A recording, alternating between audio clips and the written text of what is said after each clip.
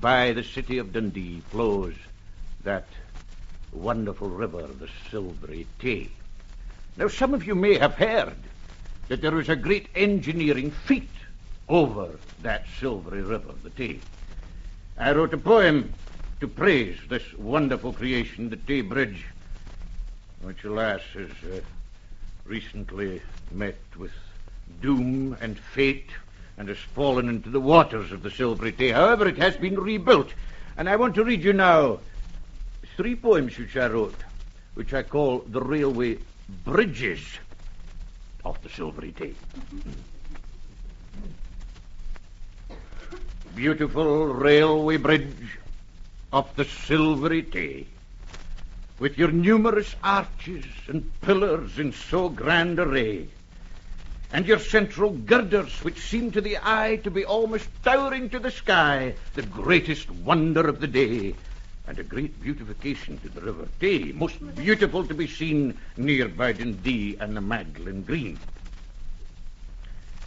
Beautiful railway bridge of the Silvery Tay, that has caused the Emperor of Brazil to leave his home far away, incognito in his dress, and view thee ere he passed along en route to Inverness.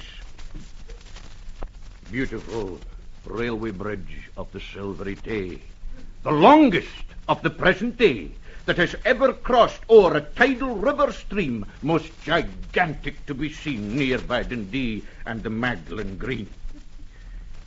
Beautiful railway bridge of the Silvery Tay, and prosperity to Provost Cox, who has given £30,000 and upwards away in helping to erect the bridge of the Tay, most handsome to be seen near by Dundee and the Magdalen Green. Beautiful railway bridge of the Silvery Tay, and prosperity to Messrs. Bouch and Growth, the famous engineers of the present day, who have succeeded in erecting the railway bridge of the Silvery Tay, which stands unequalled to be seen near by Dundee and the Magdalen Green. Beautiful railway bridge of the Silvery Tay. Alas, I am very sorry for to say that 90 lives have been taken away on the last Sabbath day of 1879, which will be remembered for a very long time.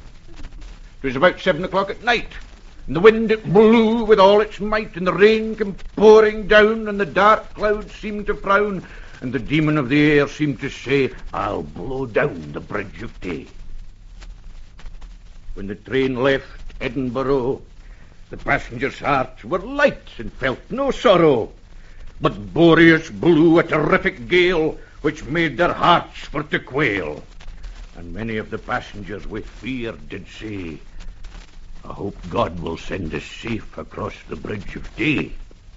But when the train came near to Wormit Bay, Boreas he did loud and angry bray, and shook the central girders of the Bridge of Tay on the last Sabbath day of 1879, which will be remembered for a very long time. So the train moved slowly along the Bridge of Tay until it was about midway. Then the central girders with a crash gave way, and down went the train and passengers into the Tay. The storm fiend did loudly bray, because 90 lives had been taken away on the last Sabbath day of 1879, which will be remembered for a very long time.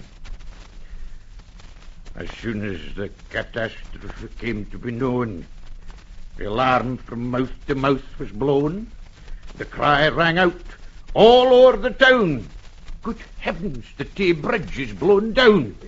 And a passenger chain from Edinburgh, which filled all the people's hearts with sorrow and made them for to turn pale, because none of the passengers were safe to tell the tale, how the disaster happened on the last Sabbath day of 1879, which will be remembered for a very long time. Oh, it must have been an awful sight to witness in the dusky moonlight, while the storm fiend did laugh and angry did bray, along the railway bridge of the Silvery Tay, oh, ill-fated bridge of the Silvery Tay.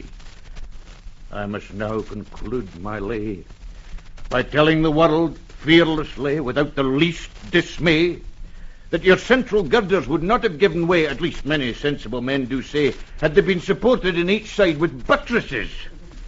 At least many sensible men confesses, for the stronger we our houses do build, the less chance we have of being killed.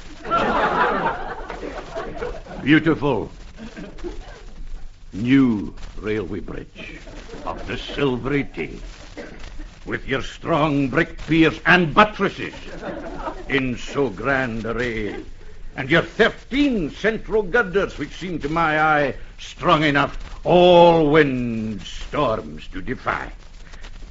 As I gaze upon thee, my heart feels gay, because thou art the greatest railway bridge of the present day, and can be seen for miles away, from north, south, east, or west of the day, on a beautiful and clear sunshiny day.